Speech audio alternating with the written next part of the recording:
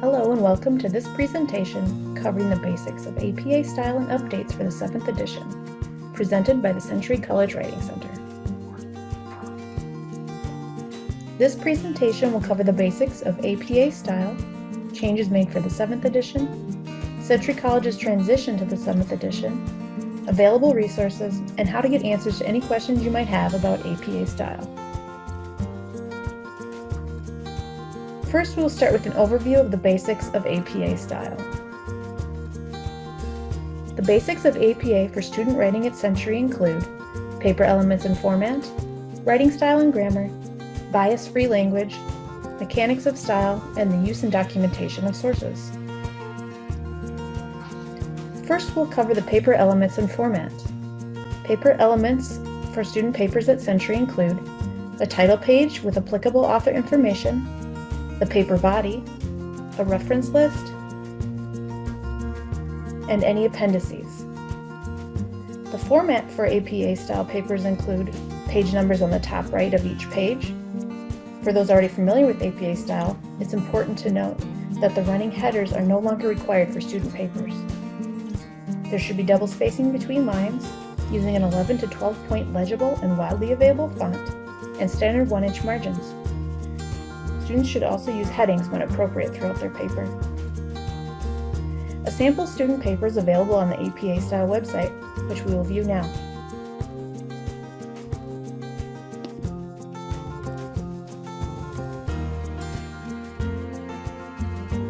First, we'll look at the paper elements.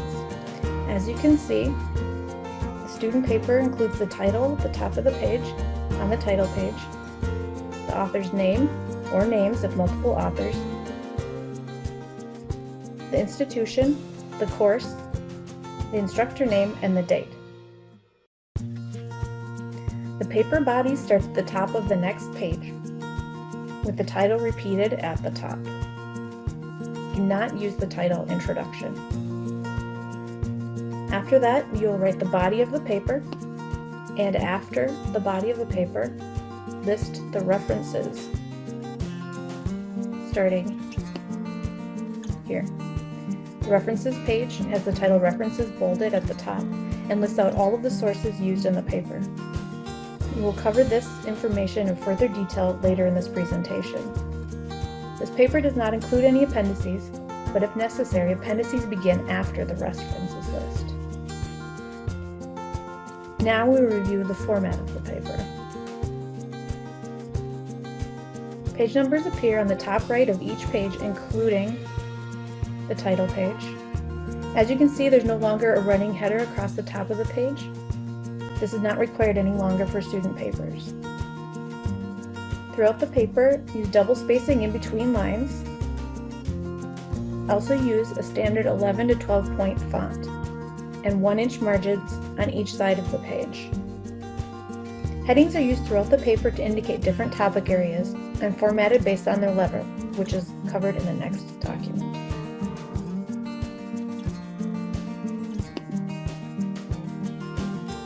Student paper heading levels have individual formats based on their level.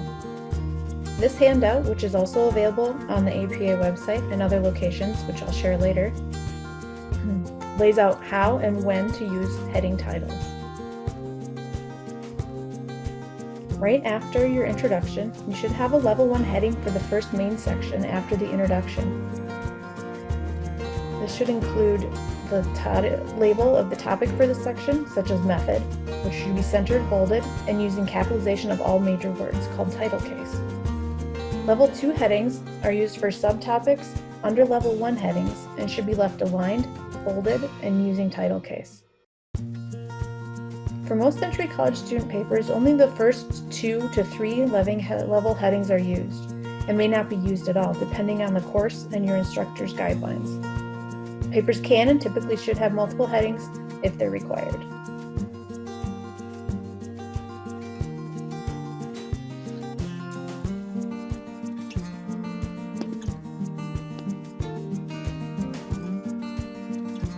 Next, we will cover the writing style and grammar for APA style.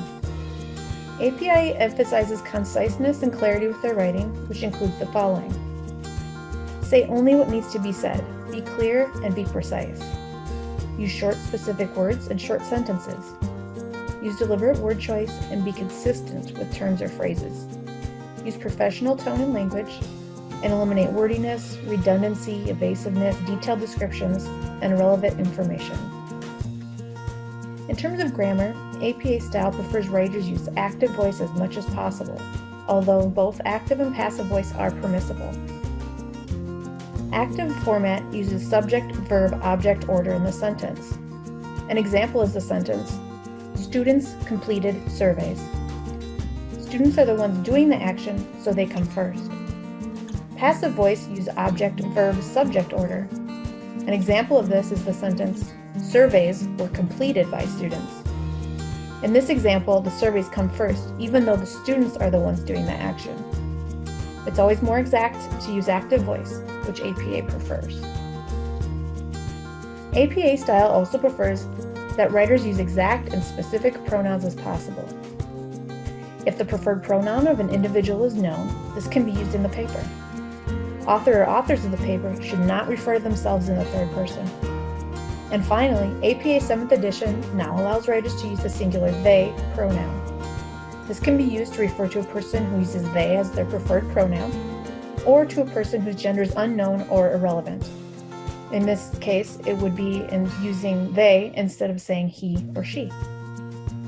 APA also follows all other generally accepted grammar standards for academic writing, the details of which you can see in the APA style manual if desired. APA style also asks that writers focus on using bias-free language. This can be done by following the guidelines here. First, use the appropriate level of specificity. Writers should use characteristics relevant to the research. If doing a study on cognition, for example, age may be relevant, while sexual orientation may not. Also be appropriately specific. Be more specific rather than less. Examples including use the names of disabilities rather than categories, such as using Alzheimer's rather than types of dementia. Writers should also demonstrate sensitivity to labels. This can be done by calling people what they call themselves, noting that it may change or be connected to specific stigma and should be used with caution. Avoid using adjectives as nouns to label the poor. For example, saying the poor. Avoid using labels that equate people with their condition. For example, saying drug users. Instead, use adjective forms. So instead of saying the poor, say people living in poverty. Instead of saying drug users, say people who use drugs. Writers should also work to reduce bias by various topics by following these guidelines for bias-free language. There are many guidelines for the mechanics of style with APA, so we will just cover a few common items that are helpful for Century students to know. You should use the Oxford or serial comma.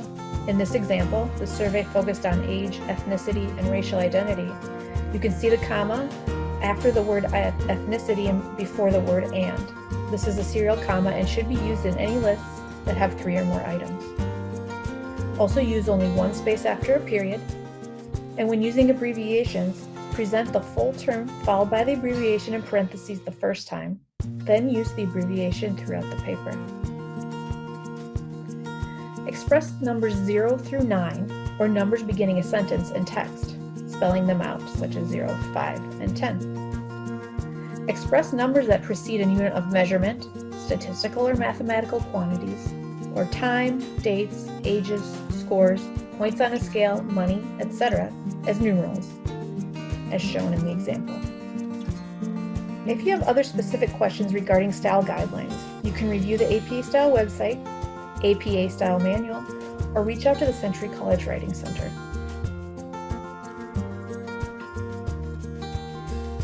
APA Style relies on the use of sources, and writers can expect to utilize sources heavily throughout their papers. Sources should be as recent as possible to reflect the most up-to-date information on the topic. Additionally, paraphrasing of sources, when writers put the source information in their own words, is preferred in APA style as it helps with the flow of writing and requires writers to engage thoroughly with their source material. Direct quotation should be avoided as much as possible.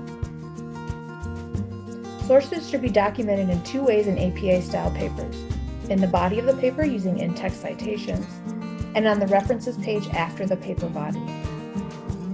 In-text citations should be used each time a source is used in the body of the paper, but does not need to be repeated if the source and topic remains the same. In-text citations can be done in two ways. One way is to include the author name and date in parentheses at the end of the sentence, as in this example. Include the page number if using a direct quote. The second way is to identify the author in the sentence itself in a signal phrase, and then the year in parentheses right after the author name, as in this example. The reference page appears after the body of the paper and includes all sources that were cited in the paper. There are detailed instructions and details on how to document each type of source. We recommend writers use the Century College Writing Center APA-style handout for high-level instructions regarding how to document most sources, but we will take a moment to preview that document here.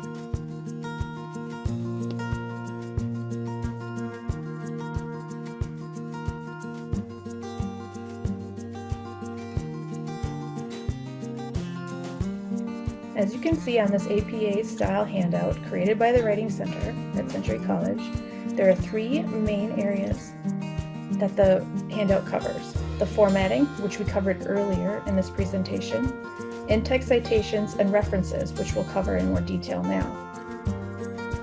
For future reference, when you are reviewing the formatting portion of this, you can see the details listed out here with a corresponding letter. These letters are repeated on the picture on the side to show you an example. Regarding in-text citations, you can see the details here, as well as 3 examples of how to use in-text citations for different citation styles, such as a direct quote with a signal phrase with the author's name first, date in parentheses, and then the quotation, a paraphrase, putting the information into your own words, with the citation in parentheses at the end, and a paraphrase without author or page number. On the back side of this handout, you can see information regarding the references page format. The reference page begins on a new page, title centered in bold. It should have a hanging indent on the citations, be double-spaced throughout, and organized alphabetically by the first word, not including a, an, or the.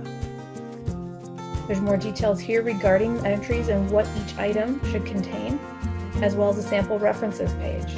As you can see, the layout and formatting listed above is represented here, as is the information regarding how to identify authors, publication dates, the title of the work you're referencing, the source name, publication information, and electronic source publication information.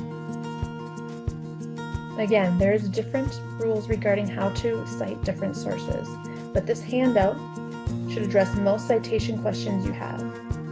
But feel free to reach out if you have specific questions not addressed in this handout.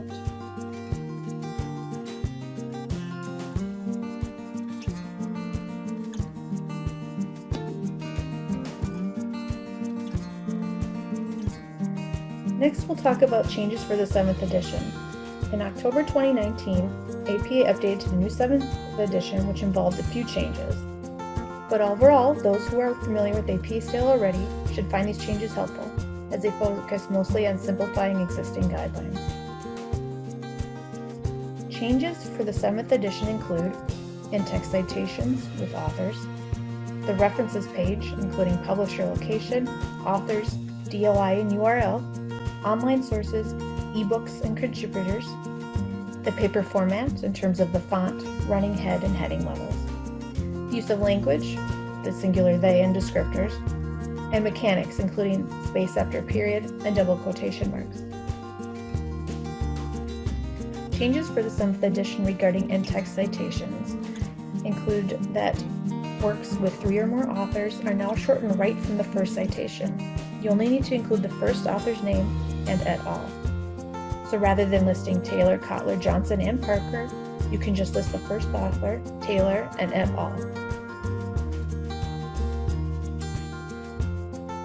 references page has also some changes. The publisher's geographical location is no longer included. The surnames and initials for up to 20 authors should be provided. DOIs are formatted the same as URLs. The label DOI: is no longer necessary. URLs are no longer preceded by retrieve from, unless a retrieval date is needed. For an online source, the website name is included, unless it's the same as the author, capitalizing all major words. For online sources, web page and article titles are italicized. And for ebooks, format, platform, or device is no longer included in the reference, but the publisher is. Clear guidelines are also provided for including contributors other than editors and authors. Changes to the paper format include increased flexibility regarding fonts. Any accessible, easily readable font is acceptable, generally 11 or 12-point font. The running head on the title page no longer includes the words running head, and the running head is just omitted altogether in student papers. Heading levels 3 through 5 are updated to improve readability. Regarding changes in the use of language, the singular they or their is now endorsed as a gender-neutral singular pronoun. Instead of using adjectives as nouns to label groups of people, writers should use descriptive phrases. Instead of saying the poor, for example, say people living in poverty. Also, instead of broad categories, use specific descriptors that are more relevant. Instead of saying the elderly, for example, be specific and say people aged 75 to 85 years old. Regarding changes to mechanics, writers should now only use one space after a period at the end of a sentence. Also, use double quotation marks to refer to linguistic examples instead of italics. Now we'll briefly address the transition to 7th edition at Century College. The Writing Center and Century faculty will begin using the 7th edition starting fall 2020 semester. Students currently enrolled in programs will be expected to transition to the new edition. All resources are updated with the new edition. Be sure to update any APA resources that you are currently using. We are here to help, so please reach out as needed. The Century College Writing Center has many resources available to writers using APA style.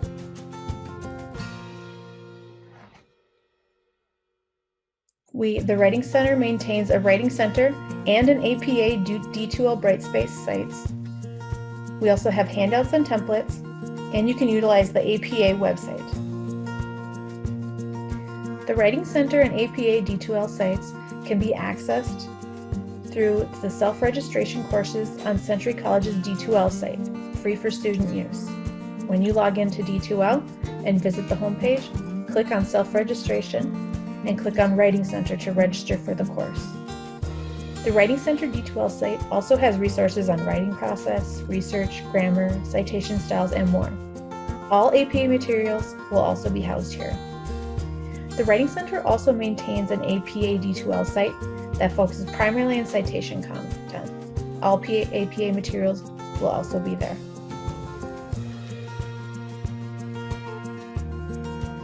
The Writing Center also has handouts and templates available, either created by the Writing Center or provided by APA. Regarding handouts, there's an APA style handout, which we covered earlier, that APA sample student paper with annotations, and a document on how to use headings. There's also an APA student paper template in Word format which students can use. All of these documents are provided on the Writing Center and APA D2L self-registration sites. In addition, the APA style maintains a website at this location. They offer a wide range of free resources on all aspects of APA style.